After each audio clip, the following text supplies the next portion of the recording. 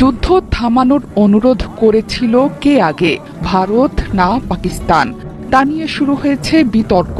তবে পাকিস্তান যে যুদ্ধবিরতির কোনো অনুরোধ জানায়নি তা স্পষ্ট করে দিয়েছে দেশটির সেনাবাহিনী। পাকিস্তানের সশস্ত্র বাহিনী বলছে, অপারেশন বুনিয়ান মারসুসে অন্তত ২৬টি ভারতীয় লক্ষ্যবস্তুতে আঘাত এনেছে। চলতি সপ্তাহে ভারতের আকাশসীমা লঙ্ঘন এবং বিমান ঘাঁটিতে আঘাত হানার পর প্রতিরোধ গড়ে তুলেছিল ইসলামাবাদ। পাকিস্তানের তুলনায় নয়াদিল্লির ক্ষয়ক্ষতির মাত্রা সবচেয়ে বেশি বলে সর্বমহলে আলোচিত।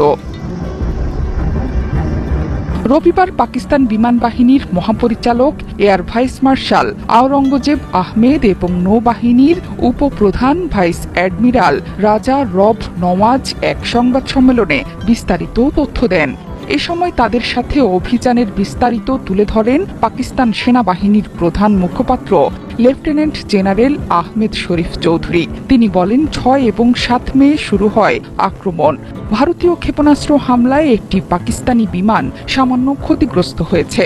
অন্যদিকে পাকিস্তানের আক্রমণে ভারতের অত্যাধুনিক রাফাল সহ ৫টি যুদ্ধবিমান ধ্বংস হয়ে গেছে, যার আভাস দিয়ে এর মধ্যে ক্ষতির কথা স্বীকার করে নিয়েছে ভারত। এ সময় যুদ্ধবিরতি প্রসঙ্গেও কথা বলে পাকিস্তানের সামরিক বাহিনী। সাংবাদিক বৈঠকে যুদ্ধবিরতি প্রসঙ্গ উঠলে আহমেদ শরীফ চৌধুরী বলেছেন, পাকিস্তান কখনোই যুদ্ধবিরতির জন্য অনুরোধ করেনি। এর আগে অবশ্য একই ধরনের সংবাদ সম্মেলন ডেকেছিল ভারত। অপারেশন সিঁদুরে কিভাবে পাকিস্তানের হামলা চেষ্টা ব্যর্থ হয়েছে সেটির বিস্তারিত তুলে ধরে ভারতীয় সেনাবাহিনী। কিন্তু পাকিস্তানের বৈঠকে সেই চিত্র একেবারেই ভিন্ন। সেখানে ভারতের বিপুল পরিমাণ ক্ষয়ক্ষতির কথা তুলে ধরেন তারা।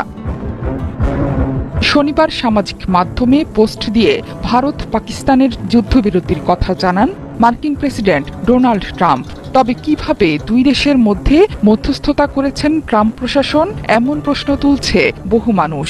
কে আগে এই যুদ্ধবিরতির অনুরোধ করেছে সেটি নিয়েও চলছে জল্পনা কল্পনা।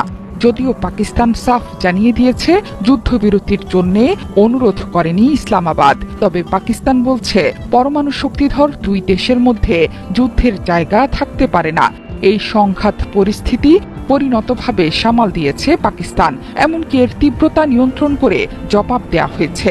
ভারতের ছোড়া ব্রহ্মস মিসাইলও ধ্বংস করেছে পাকিস্তান। পাকিস্তানের দাবি পরোক্ষভাবে স্বীকার করে নিয়েছে ভারতও।